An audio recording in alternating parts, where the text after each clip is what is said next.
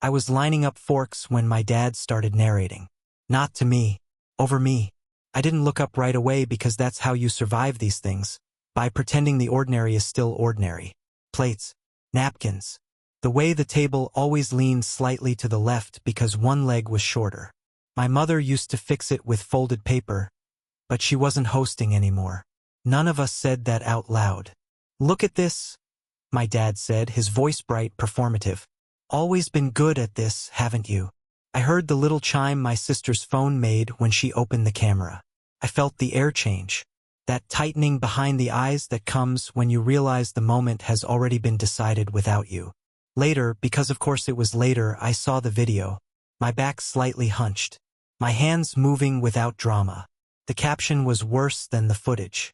Look at this failure. She was always a servant. The laugh reactions stacked up fast. My siblings weren't cruel people in the dramatic sense. They were efficient. They laughed the way you do when something confirms a story you've already agreed on. I didn't comment. I didn't ask him to take it down. I didn't cry in the bathroom. I picked up my coat, said I wasn't feeling well, and left Thanksgiving before the turkey was cut. The drive was quiet. Not peaceful, just empty. Anger sat in me like a sealed container with no label. I didn't know what it would corrode yet. The next morning, my phone buzzed while I was making coffee. Why can't I withdraw $2,000 from your account? No greeting. No reference to yesterday. Just the number, exact and confident. For a long time, my family had treated my bank account like a shared utility.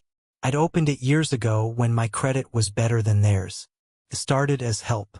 It always does. Groceries, a late bill, an emergency that became a pattern. Access was never formally discussed. It didn't need to be.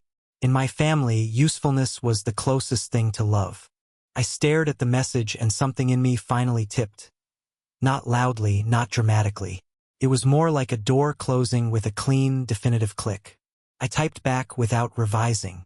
Because you don't have permission. And you never did. I sent it before I could soften it. Before I could explain. My hands were shaking, but my chest felt oddly still. The response didn't come right away. Instead, my phone rang. An unfamiliar number.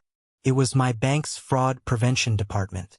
They asked if I had attempted a large withdrawal request from an unrecognized device. Their tone was neutral, trained, calm in a way my family never was. I said no. They asked if I wanted to temporarily freeze external access while they reviewed account permissions. I said yes. There was a pause while keys clicked. Then, okay. Access has been restricted. No withdrawals can be made without your direct authorization. It was over in less than 3 minutes. No shouting. No moral arguments. Just a system doing exactly what it was designed to do once someone finally asked it to. My sister texted again an hour later. What did you do? Dad says the bank is being weird. I didn't answer. That silence wasn't strategic. I didn't feel clever. I felt tired in a way that went deeper than sleep. Like I'd been holding something heavy for years and had only just put it down. And now my arms didn't know what to do. Over the next few days, the messages came in waves. Confusion. Then irritation. Then a sudden attempt at warmth that felt copy-pasted from an older version of us. No one mentioned the video. No one apologized. But no one could touch my money anymore either. I changed passwords. I updated security questions. Each small administrative step felt strangely intimate, like reclaiming parts of my life I'd never realized were up for debate. The hardest part wasn't losing them. It was realizing how little I had to lose. I kept thinking about that word, servant. How casually it had been used. How easily everyone had recognized me in it. I saw my past differently now.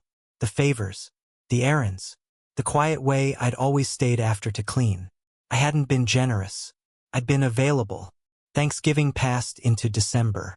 The video disappeared from my dad's page without explanation. Maybe Facebook took it down. Maybe he did. It didn't matter. The damage wasn't in the post. It was in the permission it revealed. We don't talk much now. When we do, it's careful. Polite. Like distant co-workers who remember an incident HR once handled quietly. Sometimes I miss the noise of them. Sometimes I miss being needed. But when I check my balance, when I see my name as the only one attached to it, I feel something steadier than victory. I feel intact. No one applauded. No one learned a lesson they were willing to admit. But the power shifted anyway, procedurally, undeniably. And for the first time, that was enough.